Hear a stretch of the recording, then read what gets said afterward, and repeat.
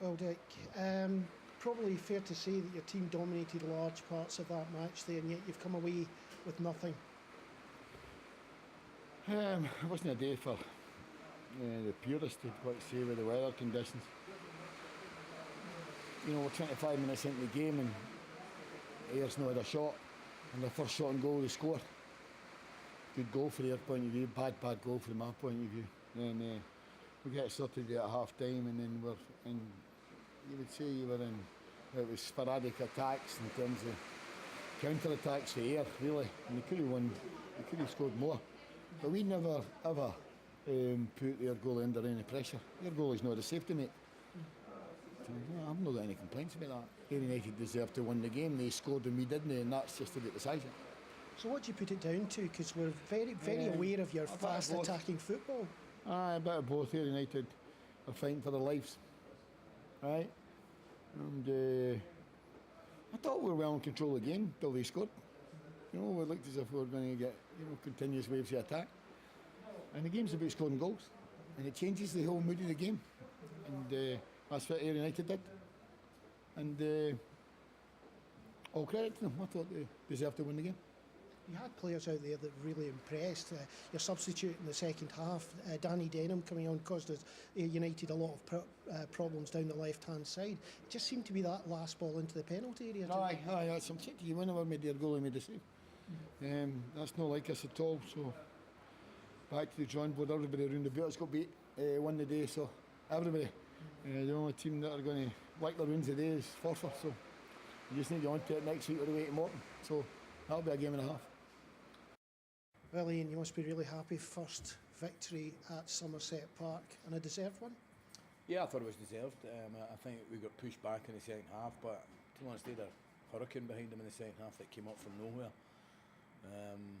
But they didn't really have any chances, whereas we had 2 or 3 really good chances. Alan Forrest, great Peter Murphy cross, should have scored in the first half. It was a good header, actually. I thought it was in, but he should have scored. And a couple of chances in the second half, and then Craig Murray should score at the end to clinch it for us. But yeah, I thought it was a deserved victory, yeah.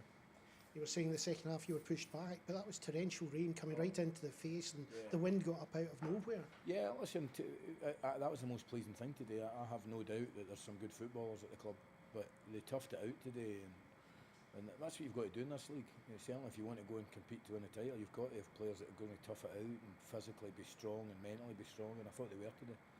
What about Peter Murphy coming back? Is he the calming influence you were looking for? Well, he's got class, Peter. He still is a very good player. He's obviously been an excellent player. I thought he was terrific. He gave the back three a calmness, and the 2 centre backs, Nicky and Big Scotty, were terrific. Nicky in particular, I think it was 3 blocks that he made well inside the penalty area to stop chances. Well, I think, Nicky doesn't agree with me, but I think that's his best position. Right side centre back in a back 3, not in a 4.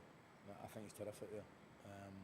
And he did ever so well. And even in the second half, he got us out a couple of times. He took the ball forward and passed it. And the back 3 did really, really well today. You must have felt good that for the first time in a long while we had a substitutes bench that was really strong. You felt anyone you brought on, they fitted. Yeah, they all did well when they came on. They all worked their socks off. And Robbie Crawford, he's the future of this club. I mean, I love watching him. He's a terrific footballer, and he's probably disappointed he never played today. But you know, we hope come next season that he'll be a name that's just on the team sheet automatically. He did very well, and you know, he's got a chance to start in the game on Tuesday, because there's a lot of games for a part-time club to play 4 in 11 or 12 days. So we'll need to use the squad. Excellent goal again by Jordan. You didn't particularly think he had his best match today, though? No, I couldn't believe he won man of the match. I don't think he played that well, but you know, he's a goal threat, and he'll score goals. He's strong and quick, and his movements very, very good. It was tough for him in the second half. There wasn't a lot of service the way the game was, but you know, I'll settle for him playing poorly and scoring a goal every week. What about him for next year? Well, I spoke to Eric Kinder. I mean, if we're not getting ahead of ourselves, if we can manage to stay up. I said to Eric, it might be good that if we're trying to go and compete at the top of the league, that might be good for the boys' development. So we'll see what happens. Happy night though tonight, a bit of a celebration? I'm going to pick up my wee boy and going home and watching telly.